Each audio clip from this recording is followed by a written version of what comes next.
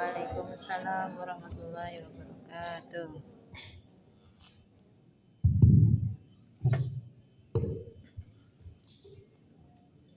Innal hamdalillah nahmaduhu wa nasta'inuhu wa nasta'inu wa natubu ilaihi.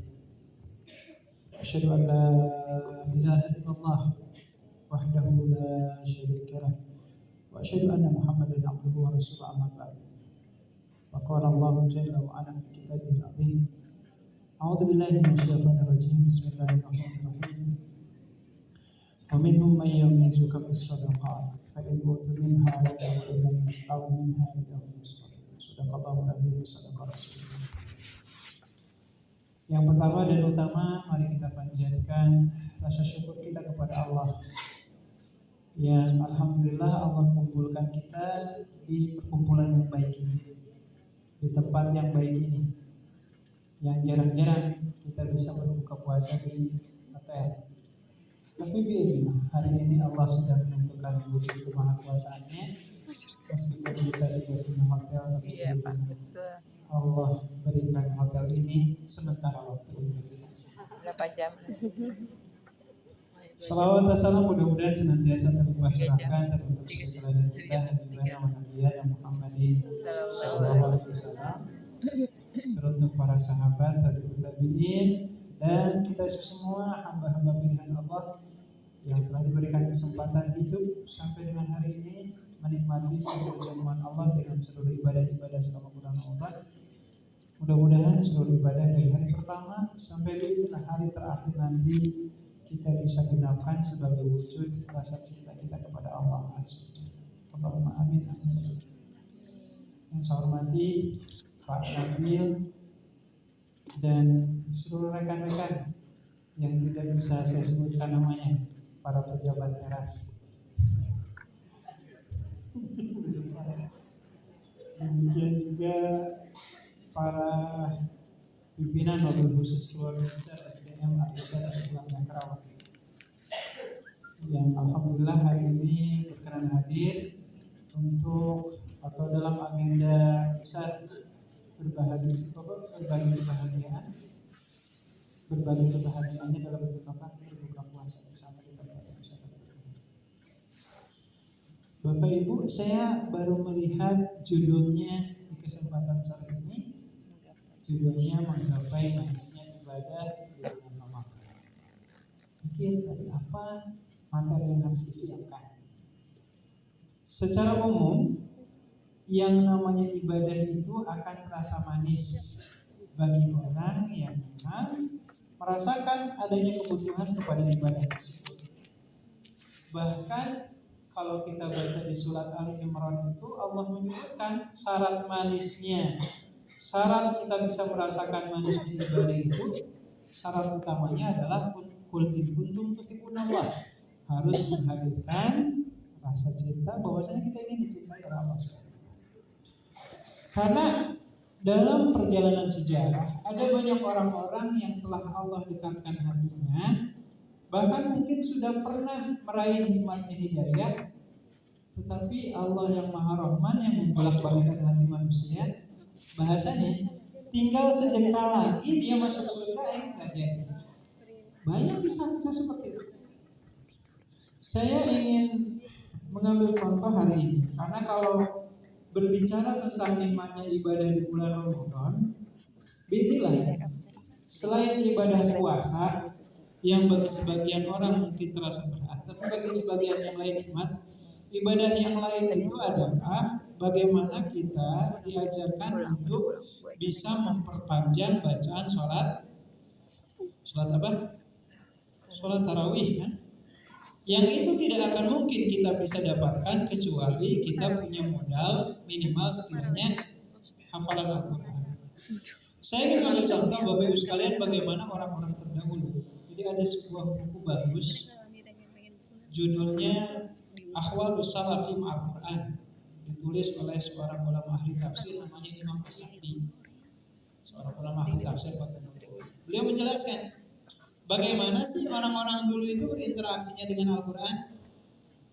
Ya, mungkin kita di sini ada yang sudah hatam 3 kali selama 8 hari ini. Ya, saya percaya lah ya, guru-guru Quran insya Allah. Amin, insya Allah. Apalagi yang di depan-depan insya Allah. Kalau kita baca, Bapak Ibu, Ustaz dan Ustazah sekalian, Sohibin Sohibat yang dirahmati Allah Ta'ala, kita akan menemukan sebuah kondisi yang sangat luar biasa dari orang-orang yang telah mendahului kita dengan kewafatannya, sekaligus telah mendahului kita dengan keimanannya, dan kedekatan dan keberkahan mereka kepada Al-Quran yang luar biasa. Saya ambil contoh ya. Imam As-Sa'di itu beliau memberikan klasifikasi orang-orang yang memiliki kemampuan untuk menghatamkan Al-Quran. Satu, mereka yang menghatamkan Al-Quran cukup 1 rakaat dalam salat tarawihnya. Kita mulai. Jadi salat tarawih bukan 11 rakaat, bukan 2-3, tapi 1 rakaat. Siapa mereka? Yang pertama, sahabat Utsman bin Affan radhiyallahu ta'ala. Sampai di akhir beliau akan mati dibunuh, kalau kita baca dalam sejarah, karena beliau dituduh sebagai pemimpin yang katanya nepotisme. Beliau kan ceritanya kalau kita baca dalam kajian sejarah itu, beliau dikepung di rumahnya oleh para pemberontak, para pendemo itu selama 50 hari. Dan beliau meminta kepada kaum kerabatnya, jangan ada yang menemani saya di rumah ini kecuali istri saya saja. Saya tidak mau akan menimbulkan pertumpahan darah antara sesama kaum muslimin. 50 hari Sayyidina Utsman bin Affan itu tidak diizinkan untuk keluar rumah, bahkan untuk sholat 5 waktu pun tidak diizinkan. Sampai biidznillah, di hari di mana biidznillah beliau akan meninggal dunia, didampingi oleh istrinya. Disebutkan istrinya yang bernama Nailah bintul Parafis. Dan ini sebagai puncak wujud cinta seorang istri kepada suaminya.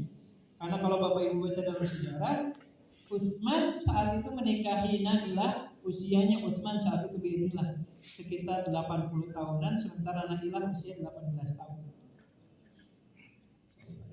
Seorang laki-laki yang sudah tidak muda lagi menikahi seorang gadis usia 18 tahun.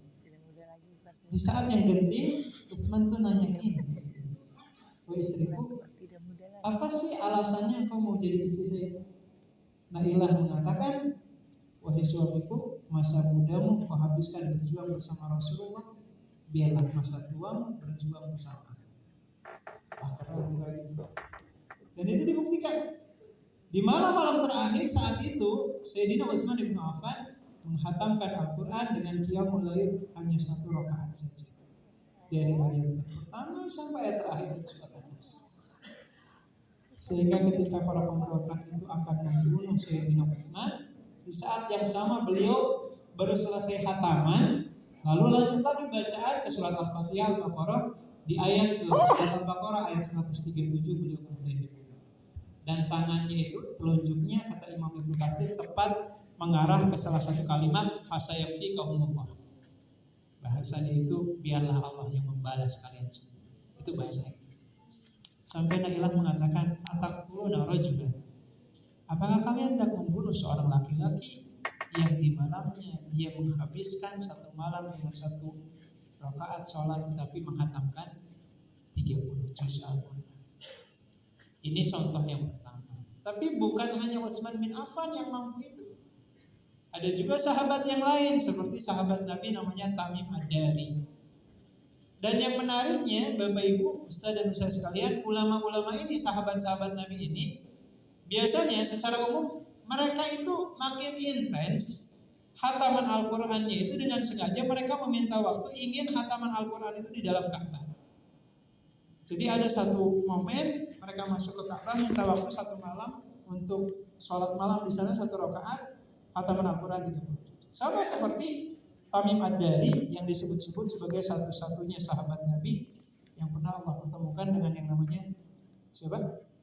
Dajjal. Gitu ya. Tamim Ad-Dari pernah Allah pertemukan. Ada Utsman bin Affan, ada Tamim Ad-Dari. Siapa lagi? Kalau kita meloncat ke fase generasi sesudahnya, ada guru dari ulama 4 madhab, yaitu Imam Abu Hanifah atau Imam Hanafi. Imam Hanafi setiap malam di bulan Ramadan beliau hatamkan hanya dengan 1 rakaat sholat. Itu contoh. Oke ya, ini yang kelas berat. Kita mulai makin turun. Siapa lagi? Kalau tadi yang 1 rakaat, sekarang yang 2 rakaat. Tapi yang menariknya, Bapak Ibu rahimakumullah, ada seorang ulama yang membiasakan diri, saya katakan selama Ramadan. Ini yang ditulis oleh Imam As-Sa'di. Selama Ramadan ada seorang ulama tabi'in namanya Mansur bin Zadan rahimahullah ta'ala. Beliau membiasakan diri sholat duha 2 rakaat dengan 30 juz Al-Quran. Sholat duha. Berarti waktu sholat duha hitungannya katakanlah dari waktu syuruk sampai ya 1,5 jam sebelum tibanya waktu zuhur. Sampai banyak yang mempertanyakan bagaimana mungkin orang-orang di masanya itu bisa hataman dalam kurun waktu sekitar 4 atau sampai 5 jam. Itu dijawab oleh Imam Ibnul Qayyim. Beliau mengatakan gini, disinilah letak keberkahan waktu yang Allah berikan kepada hamba-hamba pilihannya, yang bisa jadi waktu yang berkah itu tidak bisa kita miliki hari ini. Coba dirasain Bapak Ibu sekarang. Puasa zaman sekarang kerasa nggak berarti? Kerasa kok waktu sedemikian cepat. Yang ini memang disebutkan oleh Rasulullah ketika dunia ini menjelang hari akhirnya dengan hari kiamat, waktu itu terasa begitu cepat. Kalau dulu waktu kecil, pas awal puasa itu kan kayak seperti ikan pepes pedang itu, berbaring semuanya gitu ya, ngelihat jam gitu ya. Kok perasaan lila gitu. Mendengar suara adzan asar kok seperti adzan maghrib. Memang sama gitu kan. Dulu, tapi hari ini biidznillah. Dari hari Selasa kemarin dengan hari Selasa hari ini biidznillah 8 hari tanpa terasa kita berlalu. Nah ini mungkin saya katakan ya, entah itu mungkin saya pribadi kekurangan berkah waktu saya atau kekurangan berkahnya waktu kita semua.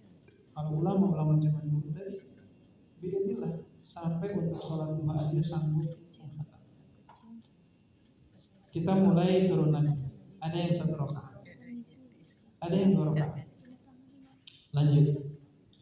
Ada yang khataman malam hari 1 kali, siang 1 kali. Berarti kalau di bulan Ramadan berapa kali? Malam sekali, siang sekali, 60 kali. Siapa yang dimaksud? Mungkin kita pernah dengar Imam Syafi'i rahimahullah ta'ala. Setiap Ramadan beliau hataman berapa kali? Bapak Ibu? 60 kali. 60 kali hataman. Ya kita nggak usah ada. Kita untuk hataman sekali aja jungkir balik. Atur waktunya gimana gitu ya. Kerjaan belum selesai dan seterusnya. Biidznillah ulama-ulama zaman dulu seperti Imam Syafi'i, malamnya hataman, siangnya hataman. Bahkan yang membuat saya makin takjub itu ada seorang ulama besar ahli hadis yang boleh dikatakan bermadhab Syafi'i juga, yaitu Imam Bukhari. Bapak Ibu, seperti apa Imam Bukhari hataman Al-Qur'annya di bulan Ramadan? Sama seperti leluhurnya katakanlah Imam Syafi'i, malamnya hatam, siangnya hatam. Tapi yang membedakan, ini yang membuat kita geleng kepala. Imam Bukhari menambahkan 2 kali hataman Al-Quran kapan? Ketika malam takbiran dan sesudah sholat Idul Fitri. Coba kita malam takbiran lagi kemana Bapak Ibu? Beli baju. Ada yang lagi nyetrika baju. Apa tahu sih Pak? Ada yang lagi masak opor gitu ya. Iya betul. Macam-macam. Ada yang bapak-bapaknya mungkin ada yang takbiran semalaman. Takbiran sholat subuh kesiangan, kan?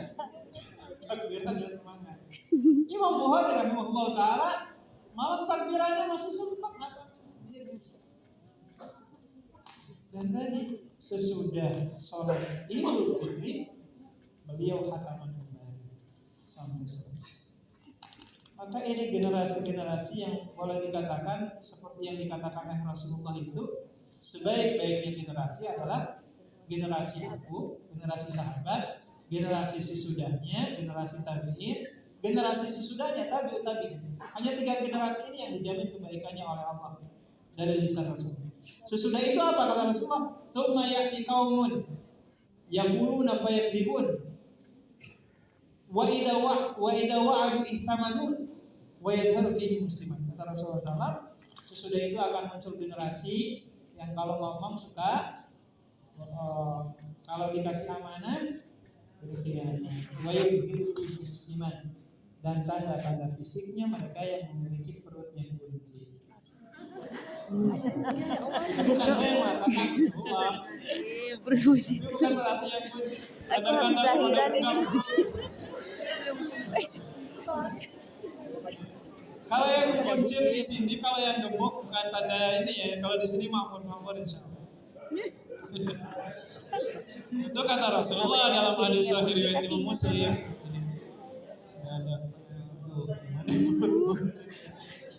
Enggak, bukan buncit, yang gempal. Bukan gemuk, bahaya. Gemoy. Gemoy. Nah seperti itu Bapak Ibu yang dirahmati Allah Ta'ala, mereka yang khataman 1 rakaat, mereka yang khataman 2 rakaat, mereka yang khataman malam khataman, siang khataman, mereka yang khataman malam takbiran khataman, sesolat-solatnya juga khataman.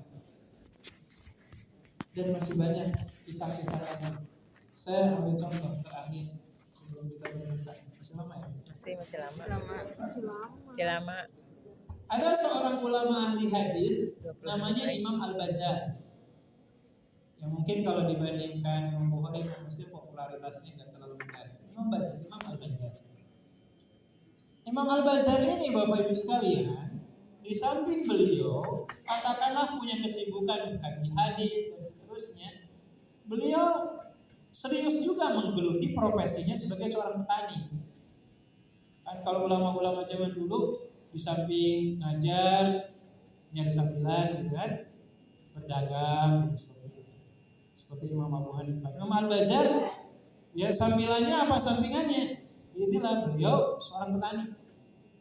Nah disebutkan oleh Imam Az-Zahabi dalam kitab Tarikhul Islam itu, fakana idza gharasa nahlah minas sabahi hatta al-masa fayahtatimu bil Qur'an.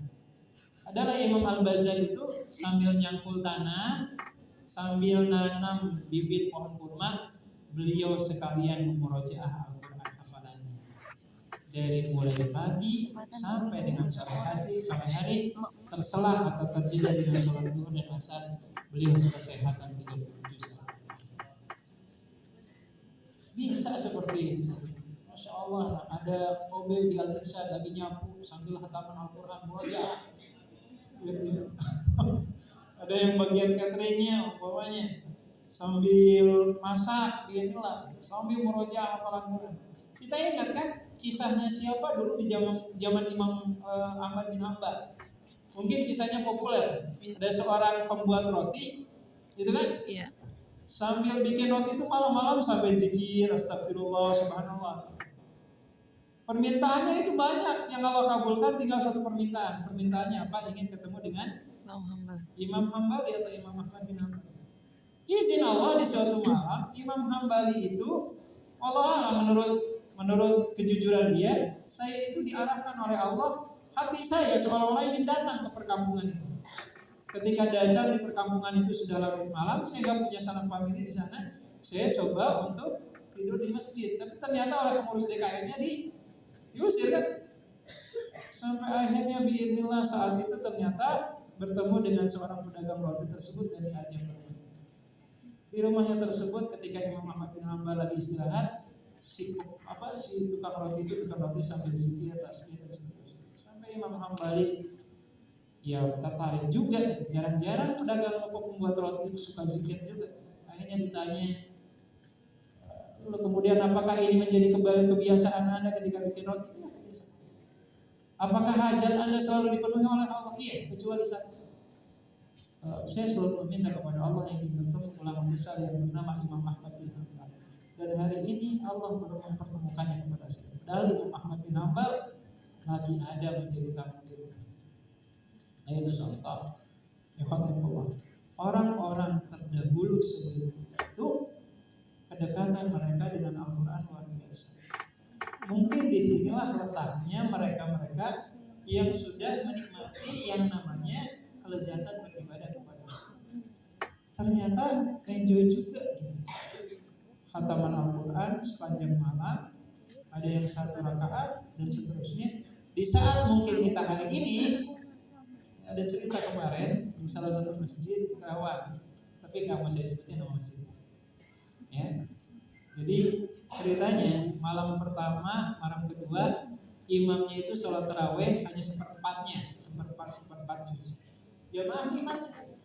Pas malam ketiga, DKM-nya nggak ngasih tahu, tapi minta ke si imamnya request, Ustaz, bisa nggak 1 juz untuk malam ini? Baca 1 juz. Jam, ngelihat jam dinding, ini pengalaman dari salah seorang jamaah yang hadir saat itu, sudah menunjukkan jam 9:15. Belum terlihat tanda-tanda sholat tarawih akan selesai. Udah gusar jamaah itu. Akhirnya sedikit demi sedikit jamaahnya yang tadinya 5 baris tersisa hanya 1 baris. 1 baris. Iya Pas kepanjangan. imamnya mau memulai sholat witir, akhirnya dibisikin sama negaranya, Ustaz, gak usah 1 juz deh. Witir mah ala-ala aja sama kafirat sama ikhlas. Dan lucunya, ini yang ngomongnya ibu-ibu. Ketika ada keropak kotak amal itu lewat ke setiap jamaah, ada ibu-ibu yang nulis di kertas, pengurus DKM tolong jangan memanggil Ustaz ini lagi. Ya kayak gitu.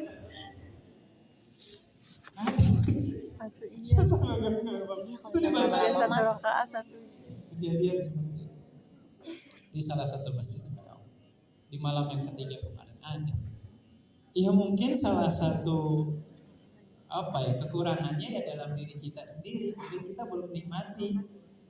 Ya belum 30 juz, baru 1 juz. Yang ada sholat taraweh selesai jam 8:30, terpotong kultum 15 menit. Gitu kan? Belum kalau yang masjidnya ada bilal-bilalnya, mungkin sholat tarawehnya 20 menit. Ya, kalau enggak terselip dengan doa-doa. Nah, disinilah kemudian ikhwatullah yang menjadi cerminan bagi kita semua. Sehingga kalau dikatakan Ustaz, tadi yang disebut itu semua kok ulamanya laki-laki semua, yang perempuannya emang enggak ada? Ada. Ibu-ibu dan para akhwat sekalian, kalau kita mau ngambil contoh, ya salah satu contoh terbaik di kalangan sahabiah itu, ya Aisyah radhiyallahu taala anha, di mana beliau di luar bulan Ramadan, ini di luar bulan Ramadan, beliau tidak akan tidur sebelum membacakan wirid, dan wiridnya membaca surat Al-Baqarah sampai selesai. Sebelum tidur, dan tidak akan tidur sebelum Al-Baqarah selesai. Itu di luar bulan Ramadan. Bagaimana dengan Ramadan? Kata Syekh As-Sa'di rahimahullah ta'ala beliau mengatakan, Aisyah radhiyallahu ta'ala anha itu tidak beda jauh seperti sahabat-sahabat yang lain, di mana mereka membiasakan diri khataman di setiap malam di bulan Ramadan. Baru malam saja hitungannya sudah 30 juz Al-Quran, belum terhitung di waktu siang. Nah ini gambaran umumnya, sehingga kalau ditanya kok bisa sih orang-orang terdahulu itu bisa memiliki kekuatan tubuh yang ekstra tinggi dibandingkan kita hari ini, yang mungkin dari segi suplai nutrisi makanannya jauh lebih bagus ya. Ya coba nanti cobain ya makanan yang ada di sebentar lagi. Tapi jangan dicobain sekarang ya Bapak. Nanti pas mau berbuka. Apa ya menunya? Makanannya nggak ada yang bervitamin. Saya yakin Lontong, bala-bala. bukan bersebutan sih, jauh lebih baik dibandingkan di rumah saya. Saya jauh lebih baik dari rumah kita menu-menunya.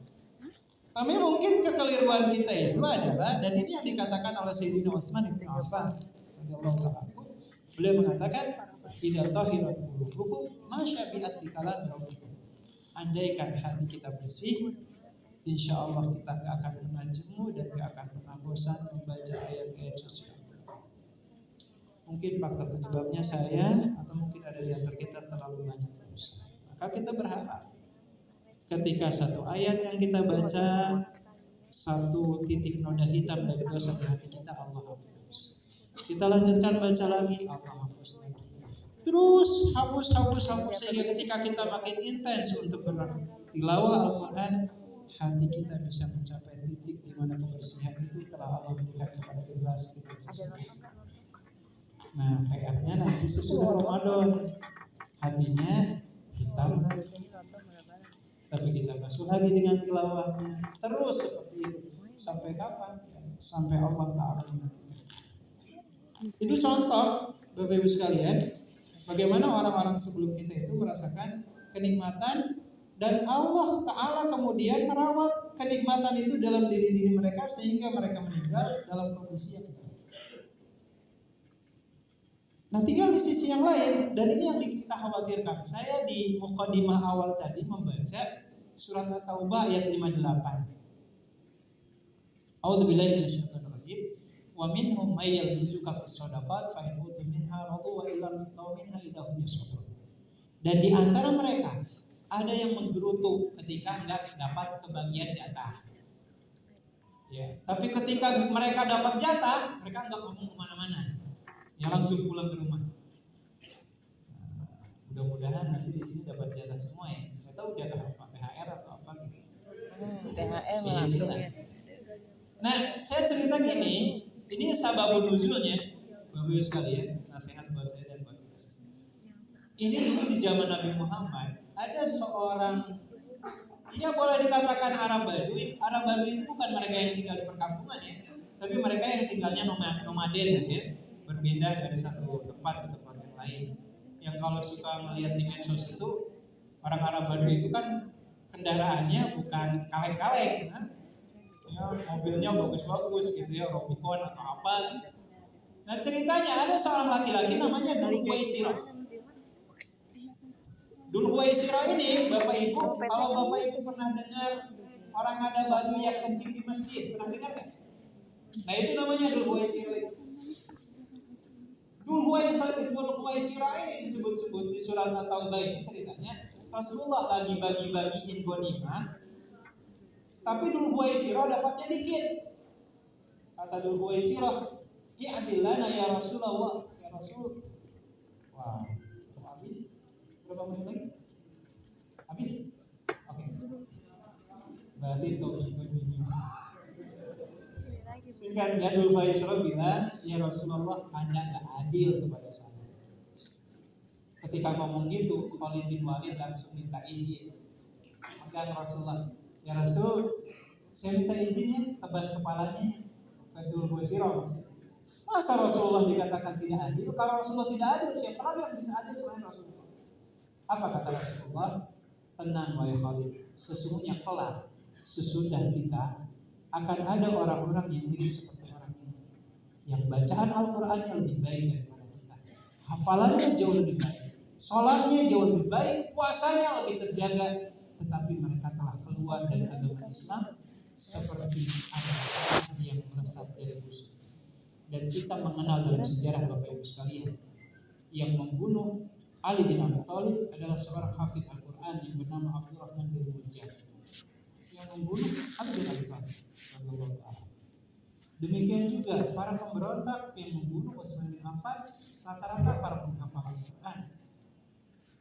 Dan ini contoh-contoh sederhana saja. Mereka-mereka yang hanya membaca Al-Quran secara lisan, tetapi tidak sampai ke dalam hati.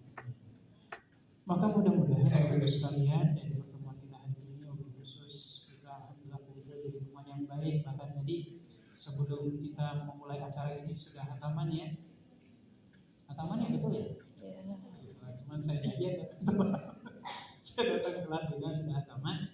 Mudah-mudahan bacaan Al-Quran, sholat tarawih dan seterusnya sebagai bentuk amaliyah kita hafal minallah bisa terjaga, sehingga bukan hanya sekedar ya pundi-pundi pahala yang kita dapatkan, tetapi dari setiap ayat yang kita baca kita makin merasakan kenikmatan beribadah kepada Allah Azza wa Jalla. Qul in kuntum tuhibbunallaha fattabi'uni yuhibbukumullah wa yaghfir lakum. Mulailah ibadah itu dengan cara memulai kita memupuk cinta kepada Allah. Insya Allah Allah akan balik mencintai kita semua. Berkah untuk seluruh keluarga besar yang sekalian serta Islam yang berawal. Kita semua mudah-mudahan termasuk hamba-hamba yang bukan berusaha mencintai Allah saja, tapi kita pun menjadi hamba-hamba yang layak dicintai oleh Allah SWT. Allahumma amin amin ya rabbal alamin. Demikian sedikit mauidhah hasanah yang bisa saya sampaikan, mudah-mudahan memberikan manfaat, yang menyimak baik, yang menyampaikan baik, tapi yang paling baik di antara kita adalah yang bisa mengamalkan ilmu tersebut. Barakallahu, langsung doa. Barakallahu, dan selanjutnya kita berdoa, mudah-mudahan Allah menjawab doa kita semua. Astagfirullahaladzim, astagfirullahaladzim, astagfirullahaladzim. Alhamdulillah hamdan na'imin, hamdan mubarakin, hamdan ni'amahu yukafi'u mazidahu birahmatika ya arhamar rahimin. Allahumma inna nas'aluka ladzatan nadhari ilaika. Allah ya Rabbana, tanamkanlah dalam diri kami kenikmatan untuk bisa melihat wajah Engkau di surga kelak ya Allah. Allahumma inna nas'aluka syauqa ila liqa'ika. Ya Allah ya Rabbana, tanamkanlah dalam diri kami kerinduan untuk bertemu dengan Engkau ya Allah. Fi ghairi dharra amdiratin. Ya Allah ya Rabbana, lindungilah kami dari mara bahaya dalam urusan duniawi dan akhirawi kami ya Allah. Wala fitnatin mudillatin. Lindungilah kami dari fitnah dunia, fitnah di alam kubur, fitnah keimanan, dan fitnah sesudah kami wafat suatu saat nanti ya Allah. Allahumma sallimna Ramadan wa sallim Ramadan lana wa tasallam minna mutaqabbal. Ya Allah ya Rabbana, berikanlah kekuatan kepada kami dan kepanjangan usia agar kami bisa menuntaskan ibadah Ramadan di tahun ini ya Allah. Berikanlah hidayah dan taufikmu agar kami kuat untuk menunaikan seluruh ibadah-ibadah yang telah Engkau syariatkan kepada kami ya Allah. Dan anugerahkanlah nikmat beribadah, kelezatan untuk bisa melihat wajah Engkau, dan seluruh pahala-pahala yang telah Engkau siapkan selama Ramadan ini Engkau limpahkan kepada kami semua ya Allah. Allahumma taqabbal minna siyamana wa salatana wa tilawatana wa sa'ir ibadatana ya rabbal alamin. Ya Allah ya Rabbana, terima ibadah saum kami, terimalah seluruh tilawah kami, terimalah seluruh ibadah-ibadah salat kami, dan seluruh ibadah-ibadah kami khusus Ramadan ini ya Allah. Allahumma ighfir lana wa li walidayna warhamhuma kama rabbayana shighara. Rabbana zalamna anfusana wa illam taghfir lana wa tarhamna lanakunanna minal khasirin. Rabbana atina fid dunya hasanah wa fil akhirati hasanah wa qina adzabannar. Walhamdulillahi rabbil alamin. Assalamualaikum warahmatullahi wabarakatuh. Waalaikumsalam.